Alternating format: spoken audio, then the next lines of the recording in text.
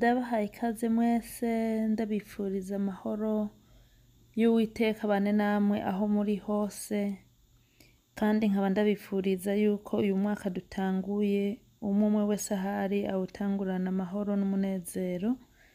Ego hanyuma nashaka tuyage ku bijanye n'ubucamanza, ukuntu abantu bahabwa ubucamanza. Kuri iyi foto murabona uyu mugore ni umujiji Catherine Ryan, murabona yuko ari umujiji, ariko nubwo ari jije yarenganye amategeko. Murabona ivyo yagirizwa, yuko yagize assaulted boyfriend in Waxham. Ni ukuvuga yuko nubwo ari umujiji yakoze ikosa ryo gukora iki, ryuko yasinze, yakubise canke yasotoye umukunzi wiwe. Nubwo ari jiji hakozwe iki, yatwawe mu bucamanza, nawe aciribwa urubanza ruba rumukwiriye. Ibi nivyo turota twifuza ko vyoba mu bihugu vyacu. Ibi nivyo vyubaka igihugu aho ata muntu aba ari hejuru y'amategeko. Nashaka mwese mwiyumvire, mbega mu bihugu mwaje muvamwo urigera urota umujiji akomeye yatwawe mu bucamanza atarenganijwe, atari vya bindi ngo yase gukurikiza amabwirizwa perezida yamuhaye yo kurenganya abantu, yakoze ikosa bwite giwe, abapolisi bakavuga ati aha wakoze ikosa, uri jije ndi polisi, we wakoze ikosa canga huje mu gasho. Ibi bintu bantu b'Imana murarota mubibona muri biriya bihugu vyacu vyo muri Afrika. Tutarashika rero kugutahura yuko amategeko ari ruhasha bose, ari amategeko ashigwaho kugira ngo abantu bose bayubahirize. Tutarashika ku rwego aho abo twitwa ngo abakomeye, ngo intakomwakomwa, ngo intatungwa intoki. Tutarashika ku rwego rwaho abo bantu bayo mazina iyo bakoze ikosa ubucamanza bubahamagaza, abajeje umutekano babafata bakabatwara gufata ibihano nabo nk'uko abandi banyagihugu bose baba bikenewe. Muri ico gihe ntabwo twozokwigera twizera yuko muri Afrika twiteze amahoro. Ntitwiteze amahoro mu gihe perezida yumva ko abasumba abantu bose, harimo no gusumba Imana.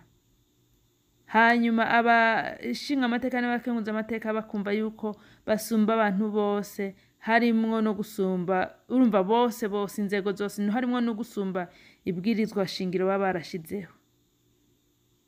Ukagenda inzego zose umanuka kugeza no kuri nyumba kumva kasumba n'abayoboye.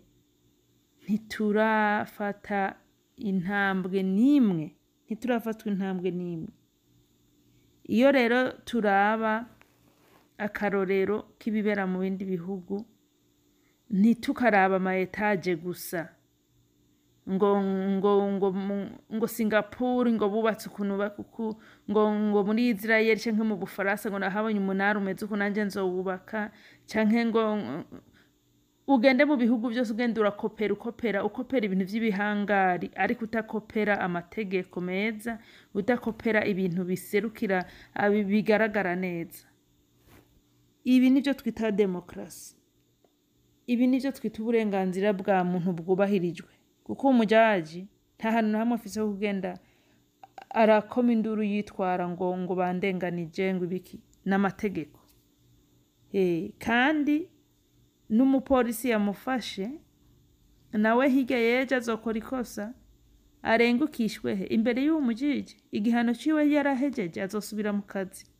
Hanyuma asubiye mu kazi, muri babandi bamufashe bakoze amakosa nabo bazorenguka imbere yiwe n'abakatira imisi ihuye n'amakosa bakoze, nabo baje guhanwa.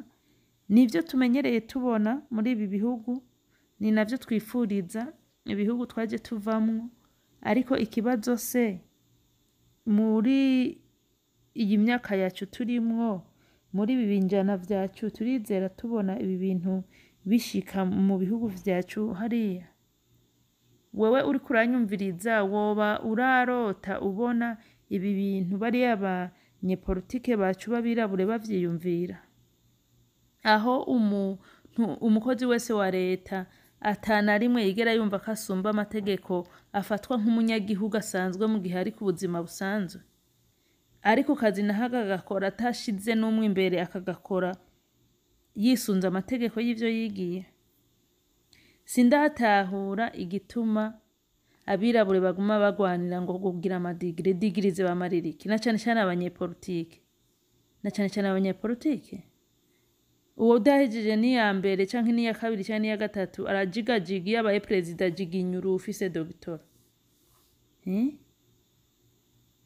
Iyo uravye nk'akarorero mu Rwanda, iyo perezida atagiye no gukora ikibazo ca konkuru ngo agirirwe surveillance yayindi yo kugira ngo ntiyibe, ya surveillance bahora batugirira n'agapapuro g'akaci bakaza kugusaka ngo barabe ko ufise imbago, ugasanga ariko ajiginyura abantu bagenda barirata ngo bafise ngo za dogitora, ngo barize ngo ivy'amategeko, ngo baragize nte, mugabo vya bindi vyose vy'amategeko biga bashika imbere y'umuntu afise uwa gatatu primaire canke uwa kabiri primaire bakajondama bakunama, ntihagire n'umwe ashobora kuvugira abanyagihugu avuga ati nubwo biruko reka dukurikize ivyo twize. Nico gituma mvuga nti amashure ntacamariye abirabure, kwiga ibintu utazoshira mu ngiro, kumara imyaka irenga 10 utonda kuwa mbere gushika kuwa gatanu ngo uri mw'ishure wiga ibintu utazopfa ushize mu ngiro mu buzima bwawe bwose bwo kubaho, vyobura wirirwa kwisuka, gukisuka yo birabura ukimbura, buri mwaka ukazurimbura. Ariko abantu bacu muri Afrika bize, na cane cane abanyepolitike, amashure yabo yapfuye ubusa, abavyeyi babo amahera basheshe ngo bariko basomesha abana babo ngo bace ubwenge, bari kubura bayagura ibitungwa abo bana bakaja kuragira, kumbure boriye n'agashikake canke bakabaha n'umwugariro babazi. Birababaje kubona mu bihugu vyacu abantu ubona ngo barize, ariko wabitegereza ugasanga bize zero. Nko mu Rwanda kubona hari abantu bumva ngo uriya ngo afise ngo PhD ya wapi?